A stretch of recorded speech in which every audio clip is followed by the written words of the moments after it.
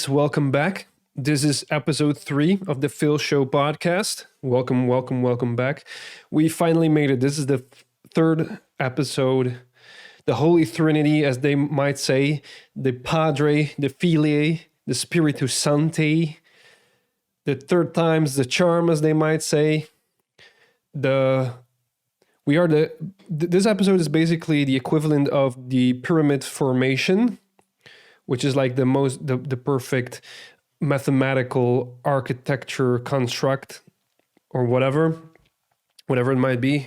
I don't know, it's created by aliens. They know what's up. So this episode is going to be the shit, apparently, even though I have literally, I'm not kidding. I have 0 fucking topics to talk about. 0. I did 0 preparation for this episode. I'm letting you know what's up. I'm letting you all listeners, all you 3 listeners know what's up with this episode. Even though beforehand I was just praising it that this episode is going to be like the Holy Trinity and whatever. I'm just going to be real. I'm going to be 100% real. I'm going to be 100 with you guys, as they might say. I've done no preparations for this. I'm utterly clueless what to talk about, and I'm scared as fuck. I'm scared as fuck because I made a promise to myself, not a real promise, but I just dedicated myself to, create regular podcast episodes. At least, like, when my YouTube videos aren't regular, at least I have like consistent podcast episode at each week. And so I thought, I'm going to make this consistent. I'm going to make this dedicated, like, one each week. That's manageable. And then I have 1 week to prepare to talk about stuff that I want to talk about. And here we are, no preparation after 1 week. And we're doing it. We're doing it, guys. We're just fucking winging it. I'm fucking excited, but I'm also scared. There were some kind of things that I did want to talk about with you guys. But first of all, how are you doing? How are you doing? How are you guys managing your lives? I don't know you guys, but I'm assuming, like, if I have 3 listeners right now, I'm assuming you are Andrew, you're Taylor, and Elizabeth. And for you, Andrew, Taylor, and Elizabeth out there, I appreciate you a lot. Thanks for listening. We're gonna do this together. We're gonna do this shit. Okay. I got my squeaky chair. I don't know if you can hear that. I don't know if the mic's gonna pick that up. But that's the squeaky chair right there, man. Right there. Yeah, so just make yourself comfortable. We're gonna make this episode pretty cool. There were some things I want to talk about, though. I just want to see how I can manage it to stretch that over to a long format. Otherwise, we're gonna make it short. We're gonna have a very short podcast. I made no promises to you, Andrew. Especially you, Andrew. Who the hell do you think you are? Having those expectations of me. I'm a nobody at this point in YouTube landscape, so you can have no expectations from me, buddy. And you, Elizabeth, I don't like the tone of your thoughts, whatever you're thinking. But anyway, this sounds like a fucking crazy schizophrenic episode, but guys, just hang on, stay with me, just hang on a little bit, and we're gonna get better, I promise. This podcast is ridiculous. There's no episode where I really thought I had something valuable to offer, but we're gonna get there. We're gonna do it. So I have a few topics that I want to talk about, and I want to start with like game related subjects, because instead of talking about shit and poo and shit and stuff like that, I wanted to keep things also about games, because I love games. And we can have some poo and shit topics here and there, but I mean, it's gonna be tiresome really quick. It's gonna get old really quick. So I love games, man. I love games my whole life. I played games since I was 7 years old.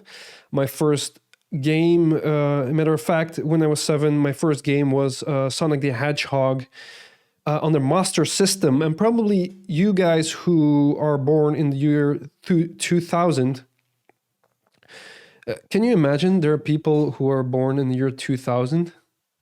You know, I had people thought I was young, and then now I'm at the point where I meet people who they're 18 or they're 20. People who are 20 now, they're born in fucking year 2000. That's insane to me. 2000, and people who are there are people who are born 2000 plus, 2000 and man. What? Say what? There's something after 2000? Are you kidding me, dude? No, man. 2000 and? Hold on. I ask. So what you're saying is, I ask what year you're born in, and you said 2000 and? There's an and. Sorry, my mic clipped a lot. I'm sorry for your ears. But there's an and after that, dude? Man, get the hell out of here. Yeah, that's crazy to me. Yeah, that's life, man. That's the circle of life. Dude, I'm such an amazing singer. You wouldn't believe. I have an actual hidden singing talent that's hidden deep inside me. It just never came out yet. So that's it. That's that. The circle of life. Si veniamo amici baba no. Yeah, so let's get back on track on the topics that I want to talk about. So games. All right, games, guys. Let's stay focused here, okay? Andrew, I don't want you to distract me anymore, okay? Games. My first game was Sonic the Hedgehog on the Master System. And after that, it was just, I don't know, I just had a build up a special connection with games, just a special interest alongside with my interest to draw. And at a certain point, when I was 12 years old, I came across the game called Oddworld from the developers Oddworld Inhabitants, which I thought was like groundbreaking, the most innovative shit I've ever seen. Like, they managed to create such an immersive world with that game that I've never seen something like that. Holy shit, dude. I've never seen something like that in my entire life. And that just hooked me. And when I figured out people worked on this and you could have this as a job, you can create games, dude. Hold on. This is 12-year-old me. I grabbed the book. I'm totally fascinated with the game. I'm totally immersed with the creative world and the art direction and everything. This alien-like world with such an extremely relatable political issues inside that world that is so close to ours. It's oh man, the lore in that world it's almost emotional. If you don't know Oddworld, yeah, I highly suggest you to play that game. It's intense. It has a super interesting world that immerses you completely, and it has political issues related to our world, and it has such an emotional lore and story. I mean, what I'm trying to say here is that these developers made me want to become an artist. Lorne Lanning. Let me sure I get that correctly. Lorne Lan. Let me hold on. Lorne Lanning. Yeah, Lorne Lanning, the game designer, director, writer, and voice actor. from Oddworld Inhabitants. He is responsible for me making, as a 12-year-old, thinking, dude, I want to do this shit. There's nothing else I want to do in this world than be a part of creating worlds and games, or just creating worlds in general. This is such an extremely innovative mind. This guy has such an extremely innovative mind. I don't know, man. So as a 12-year-old boy, I just thought I grabbed the how do you call this? I grabbed the book inside the CD. Where inside the CD case, there's like a book, and then you could look inside. You can see parts of the game, and then you can see also a picture of the developers, and they talk a little bit about themselves. And when I saw the picture with all the developers and like all the names and the what all these people do, like the art director, the artist, environmental artist, the programmer, the this and that and this and that, I thought, hold on. You mean you're saying that people made this game and it was part of their job? I want to fucking do this. And since then, all I've been doing as a 12-year-old child is thinking about game ideas, characters within those game ideas, all in my mind, and then trying to draw them. And I was constantly obsessed within my own game ideas and game worlds inside my head, and I was drawing them.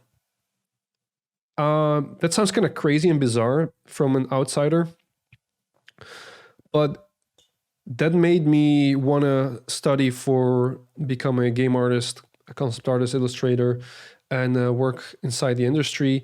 And that made me want to work for as a freelance artist and just create games of my own, basically.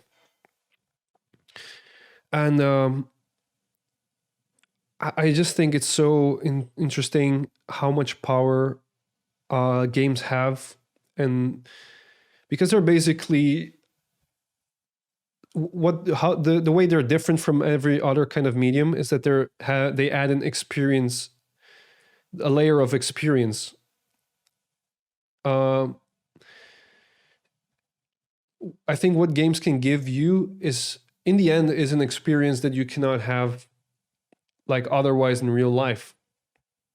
And that could be very powerful. Like if you compare that to books or movies where the experience, like where the medium is about reading, is more visual, or the movies are very visual, and the books, you read them and they're very focused around reading words and then very creating the world inside your mind.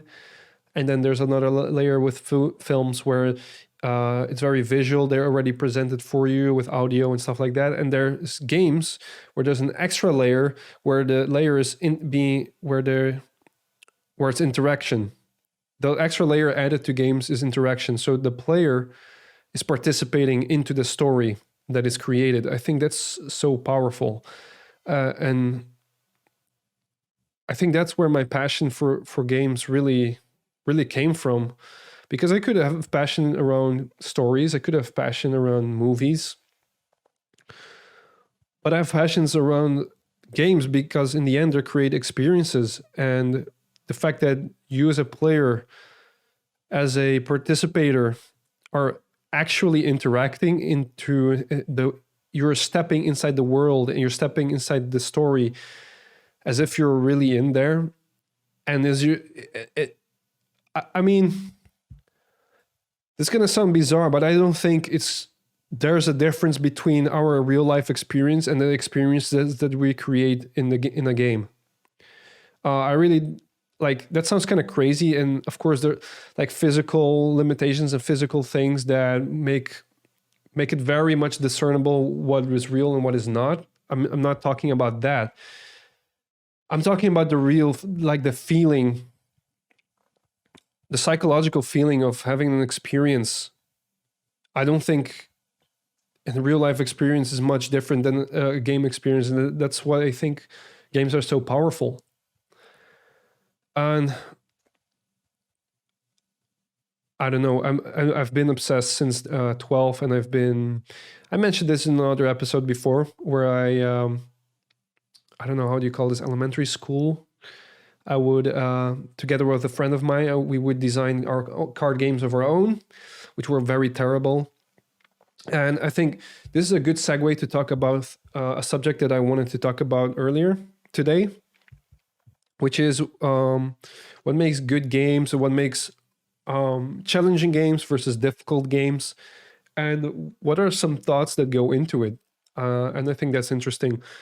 Now, I haven't prepared much to talk about, so my opinions and thoughts might be very shallow, or, you know, to put it pretty literally, unprepared. But these are just my my quick thoughts about it. I've been thinking, like, how can you make games good, and how can you make experiences feel good? And in the end, I think what makes games super powerful also is that they can teach us something about life as well. How we can overcome challenges and obstacles, and even though we have obstacles, we push ourselves to overcome them, and every time we overcome one, we become better and we reach a higher level, and we're always pushing ourselves to reach and overcome a higher obstacle. We're always pushing the limits of ourself. There's like an inherent, like, human thing and evolution in our human psyche and our being that tries to push the limits of what we can and what we are. And there's something really, I would say, divine in that. Like the way we try to reach excellence, like, I would say God is like a metaphor to the perfect ideal that we're always trying to reach, but can never do so. I think we always look in the sky, and that's the metaphor for like a perfect ideal that we strive to reach.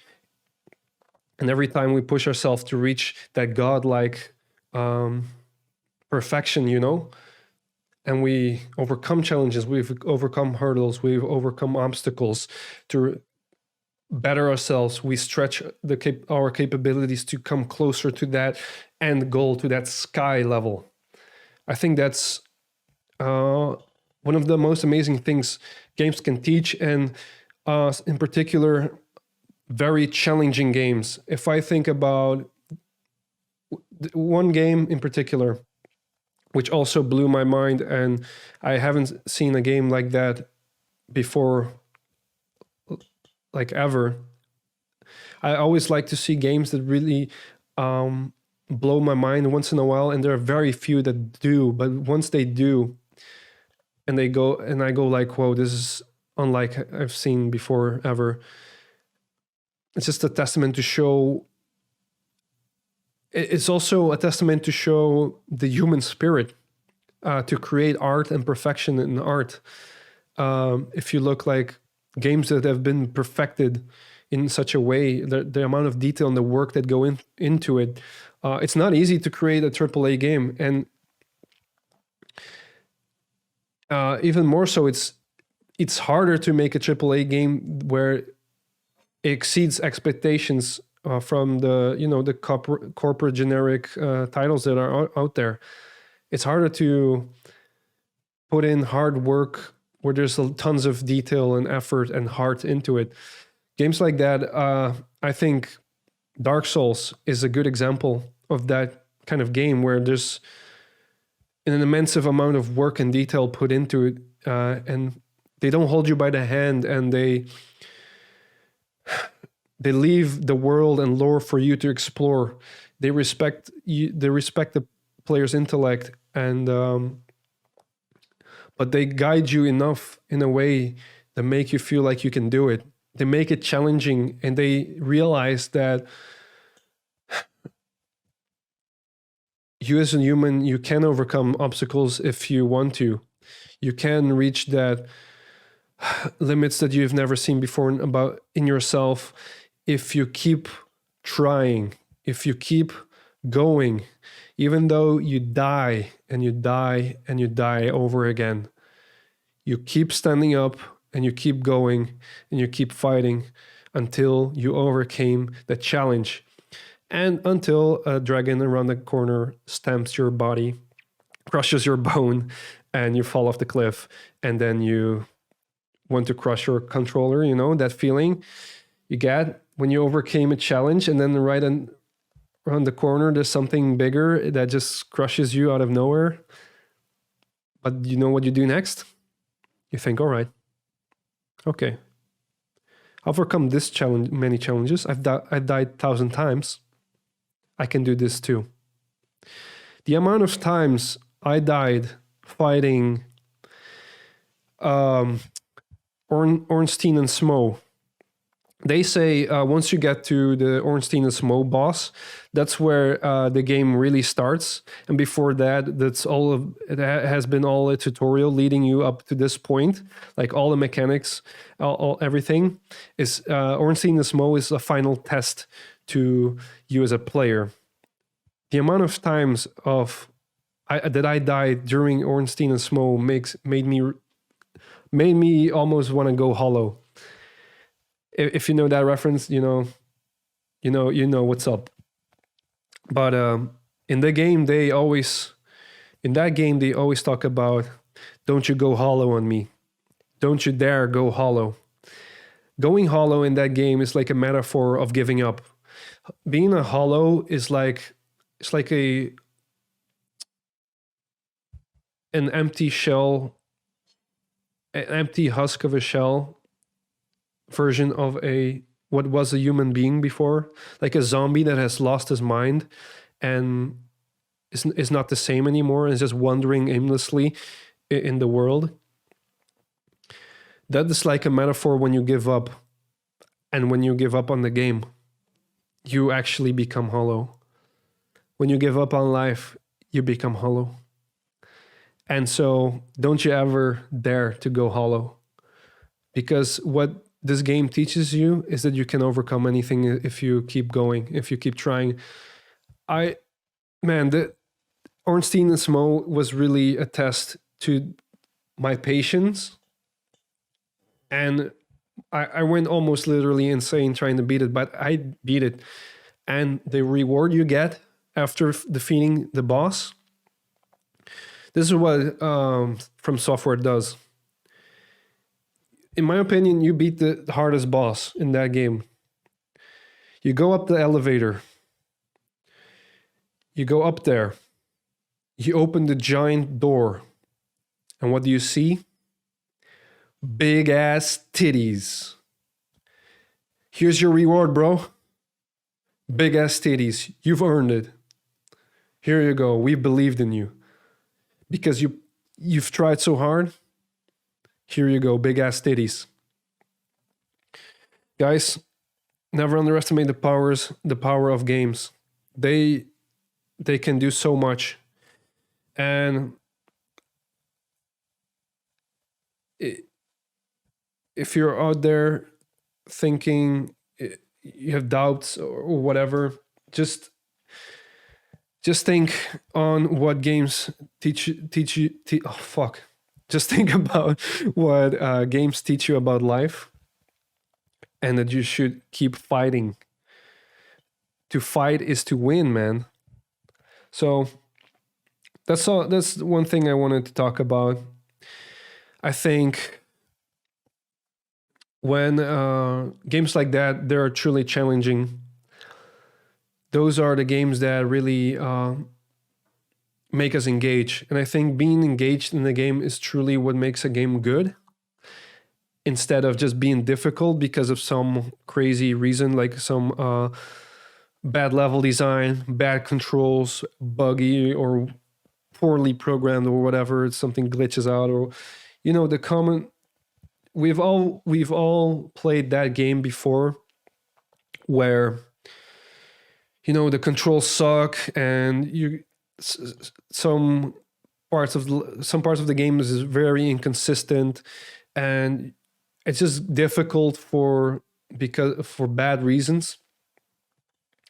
And I think you just by having a good design means that you as a player, you're engaged.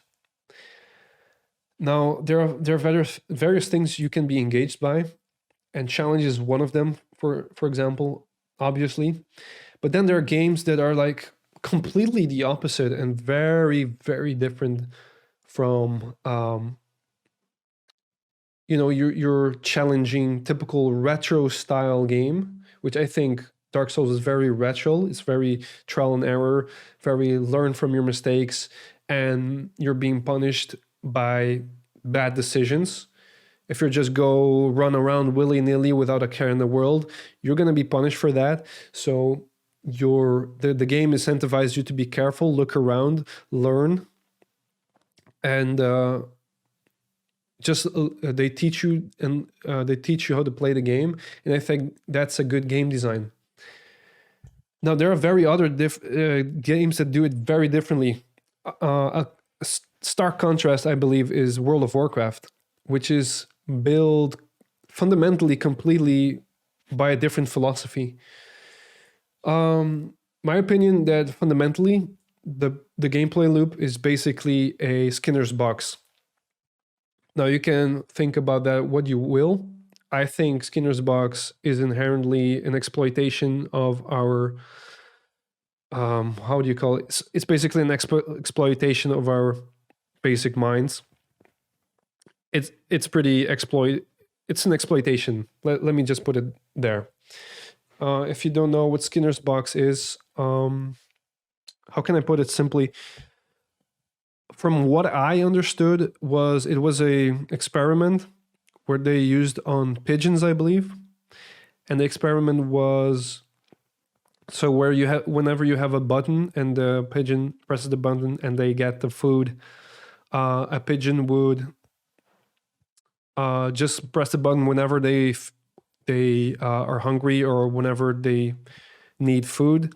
But whenever you make it so that the button is inconsistent and just one time it gives you food, and then whenever you press the button again, it doesn't. Or press the button again, it doesn't, and then press it again, then it gives you food, and you don't know when you're gonna get the next hit. That's what creates like a frantic addiction into that pigeon, and then he's gonna frantically press that button over and over again because he's never knowing whenever he's going to get that piece of food or not, and so he's just fixated on the button, pressing the button. How the Skinner's box experiment, I might be wrong, correct me if I'm wrong, but that's what I understood from it. But in a way, how Skinner's box is applied to World of Warcraft, I believe, is just it's making you engaged by wanting the next hit. So you're not playing because the gameplay is inherently fun to play. It's just because you're seeking the next hit, and that's something that's going on your subconscious mind. Don't get me wrong, there's a lot of cool things that I think about that are there are a lot of cool things about World of Warcraft and our MMORPGs in general, and I think that's a topic, a different topic altogether, because in my youth I've been grown up with MMORPGs and they have a very special place in my heart. I really love MMORPGs as well, but I do think they just make the players engage in a completely different level. And I don't think it's because the gameplay in and of itself is inherently fun to play. But it works. And I think even though fundamentally it's a Skinner box, you can still make an MMORPG fun, engaging. Blizzard Blizzard. There's a reason Blizzard is successful and huge, and they build up a history of IP, a successful IP, and so they have that going for them, and I think they're very talented and extremely talented people working on these games. But there's World of Warcraft is successful and big, and there are a lot of good things about it. But I think more because of other reasons, and I think because the art team is carrying that game hardcore. I think I think the art team is the sole reason why that game is as huge as it is, because the artists are extremely talented and there's a lot of charm. There's something I like to call the charm in games, and it's something that League of Legends has, World of Warcraft has. There's that kind of super high level quality of art direction, but there's like an extra. I call it a charm. I don't know what else to call it, but it's something that differentiates the title from every other game that is out there. I think the World of Warcraft has like a huge created world building, an awesome world building that makes you immerse into that world. I will give World of Warcraft like props, because whenever I play World of Warcraft, and I can see why it's super big, even though I can see through the Skinner's box, and I'm getting addicted by leveling up and getting that extra gear. I can see why you can really get immersed, and why. Let me put it this way. There's a lot of copycats that copy World of Warcraft like to the T, and they aren't, they don't quite get the WoW's thing, and they don't get it quite right, and then in turn makes it so that it's so much less successful, and it kind of makes you feel a little bit dirty when you play it. When you play those WoW clones or games that kind of really feel pretty much literally inspired by WoW, you kind of almost feel a little bit dirty for playing them. Like, oh, what the fuck is this, man? Jesus Christ, I should delete this. And whenever you play World of Warcraft, you're like, wow, I'm a fucking warrior in the world of Azeroth, and I'm gonna charge at you, and I'm gonna kill 20 wolves and whatever it takes to finish my quest. And there's players that I can engage with and run dungeons with, run raids with, and I want to increase my numbers, and I want to be the best with the highest numbers on my gear. I want that purple, bitch. I want that purple gear. I want to meet the best, and I want to showcase that I'm the best warrior of Azeroth.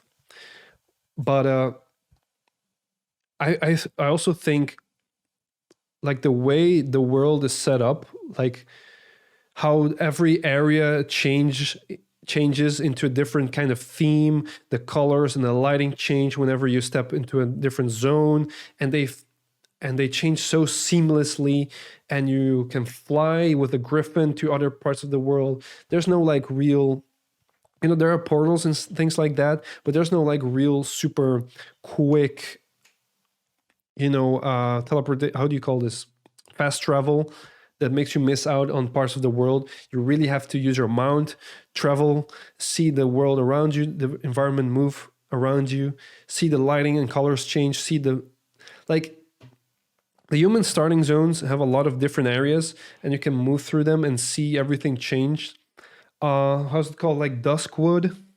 Is that correct? Let me see if that's correct. Duskwood.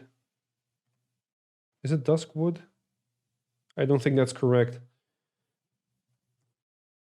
Hold on, guys.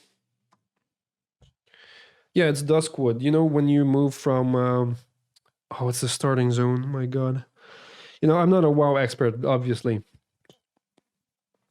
So you have like Elwyn Forest, and then you go to Duskwood, and you immediately change into that darker, gloomy werewolf kind of area. And every zone is like super distinct and different. And then you have other parts of, how do you call this? You have other continents and other areas, lands. And the worlds feel so seamlessly huge and different, and that makes you feel like there's so much to explore. And I think that's what makes World of Warcraft like really immersive. You can say what you want about the MMORPG genre and the game being addictive or whatever, or you can say what you want about the gameplay, but I think what makes World of Warcraft so charming and so immersive is the huge world and how it's set up for the players to explore. I think that's insanely good. So yeah, I think comparing that to back to Dark Souls, which is more of a hub-based game, a different way how they made that game feel super huge. It's like you have like a hub-based world, but there's so much like verticality, so much places to explore, and every area is so different, memorable, unique.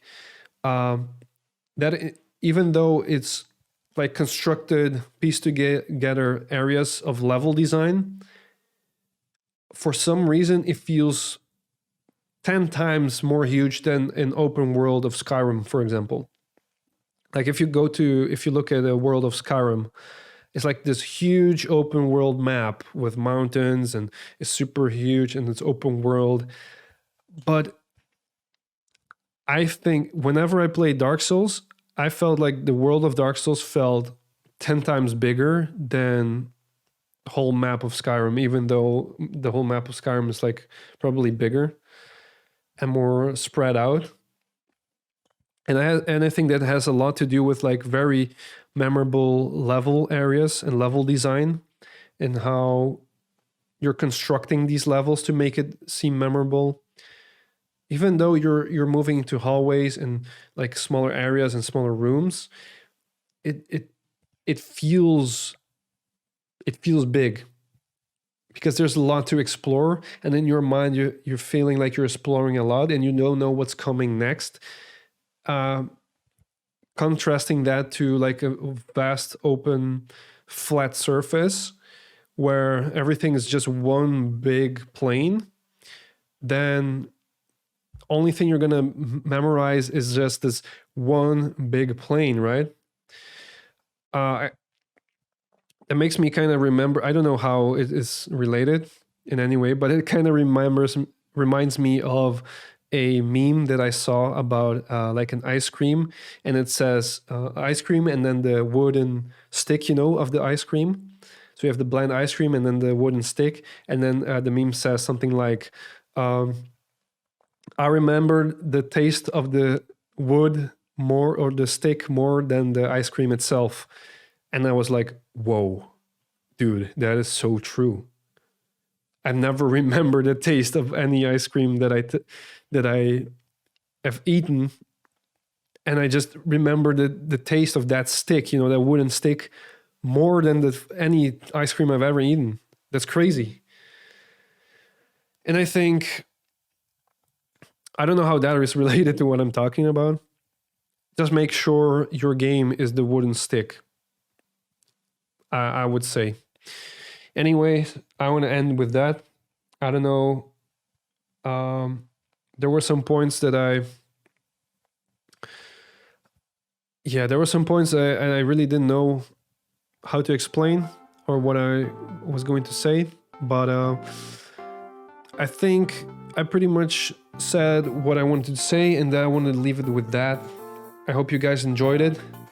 Guys, thank you so much for watching. Let's make sure we have 4 listeners next time. Thank you so much. I'll see you on the next episode, guys.